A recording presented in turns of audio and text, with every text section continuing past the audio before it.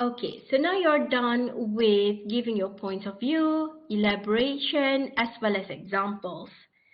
Now, in a forum, you need to also listen to other people's points of view, and you can either agree or disagree based on their points of view or ideas.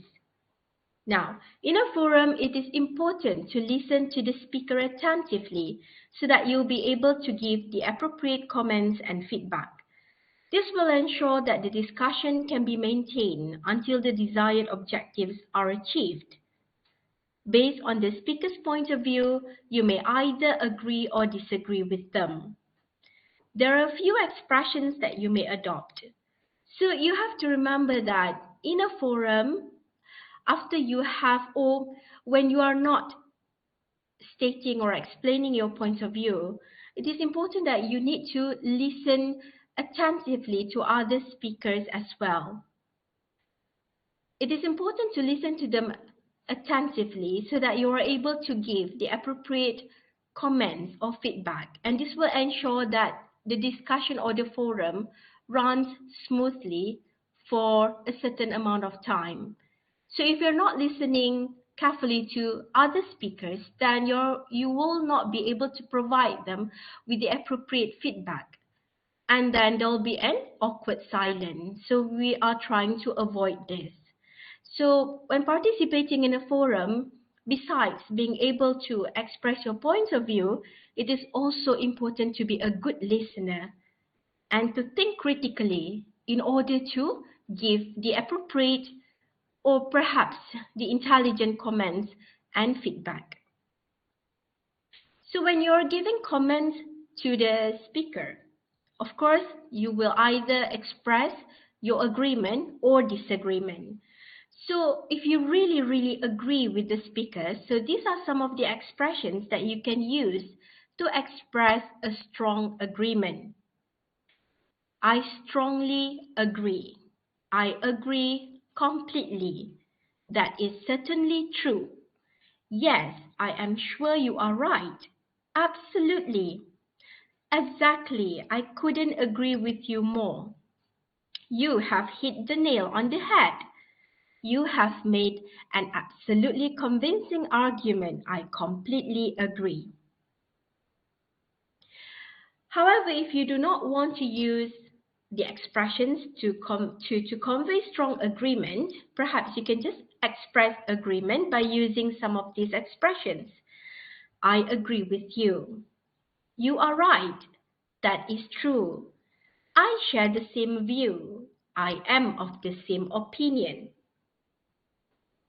Now, if you agree with the other speaker's point of view to some extent, but not entirely, so these are some of the expressions that you can use to express partial agreement. You could be right, but that is true, but I see your point. However, that may be so. Nevertheless, your suggestion is good, but I agree to a certain extent. However, that's true to a certain extent, but I think you are right to say that. However, it sounds like a good idea, but well, personally for me, if I'm participating in a forum and I do not really agree with the other participants' point of view, these are the expressions that I will use because I think it is even more polite and, it will show that you're a bit open-minded. You accept their point of view, but, you would like to forward yours as well. Now, if you want to express disagreement, it means that you entirely, totally disagree with someone's point of view. So perhaps you can use some of these expressions. And my advice is you would like, perhaps it's better to have,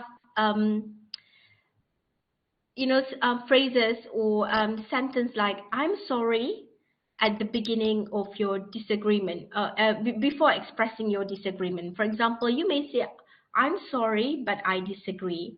Okay, I'm sorry, but I don't see it that way. or I'm sorry, but I beg to differ. So, it will sort of soften the blow, and, it is, nicer, and it's even more polite to do that. Okay, so perhaps you can just add that, apologize a bit, and then, tell the speaker that you do not agree with him or her. So, I'm sorry, but I don't think so. So I'm sorry, but I'm not convinced that your suggestion will work. Or if you don't want to say I'm sorry, you can just say, I understand what you're saying, but I don't think that is practical, or I don't think that will work. Or I understand what you're saying, but I don't think that is the correct solution. So, that is even better, right? Rather than just immediately say, I disagree. So just perhaps, apologize a bit, like, I'm sorry, but I disagree. Okay, now, so you have been introduced with some of the expressions on how to express your points of view as well as how to give comments. So now, another important part when participating in a forum is to expand and elaborate your points. Okay, so whether you are stating or suggesting new points or ideas or giving comments, either you agree or disagree to other people's point of view, it is important for you to be able to elaborate and expand your points clearly and quite comprehensively. So this will provide you with the opportunity to further clarify yourself and also to defend your ideas. So in a forum, participants are able to learn from each other effectively through this kind of interaction. Therefore, the ability to explain your points is very important. So you have to bear in mind that the purpose of a forum is to let people learn from each other by sharing their points of view, by agreeing and disagreeing with each other, by stating or explaining themselves. So that's why you need to be able to elaborate your points. Now, these are some of the tips on how to elaborate your points. So it is advantageous to have good knowledge on topic discussed. Perhaps if you're given the time to prepare and for your assignment,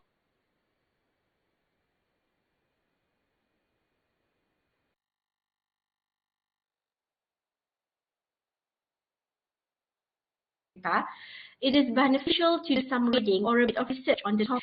So, as I have mentioned before, the purpose of a forum is to let or to allow everyone to learn from each other. So, it is very advisable and it is very beneficial for you to read or do a bit of research on the topic so that you have new information that you can provide or you can disseminate to other panelists.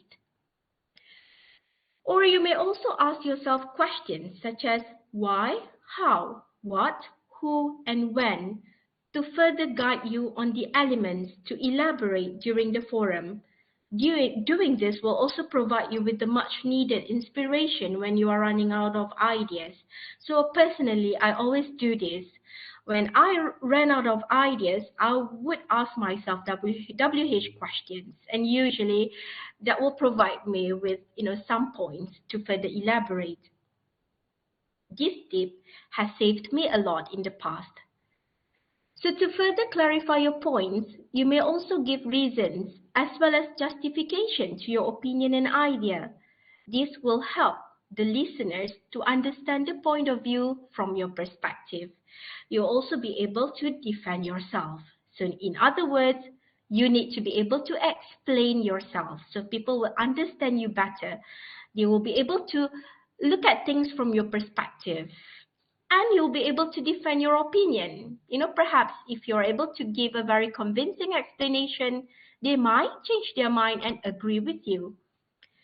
Furthermore, you may also add some relevant examples to your elaboration. The examples help the other panelists to further comprehend your points of view and ideas. Perhaps you can mention a particular current event or incident reported in the newspaper to give your points more authority. All right, now before I end the lesson, I would like to remind everyone that one of the important things that you need to do in order to be able to speak fluently is to repeatedly practice. Okay, you need to practice speaking in English, perhaps on daily basis, because you need to remember that speaking is a mechanical process. It happens spontaneously. So in order to achieve that level of spontaneity, meaning that in order to be very fluent in English, in spoken production, especially, you really need to practice on daily basis. So do that until you dream in English. So I guess that's all for today's or for this week's lesson. And please refer to other materials in Week 9 eCampus. And I wish you all the best for your next assignment. Thank you so much for listening. Goodbye.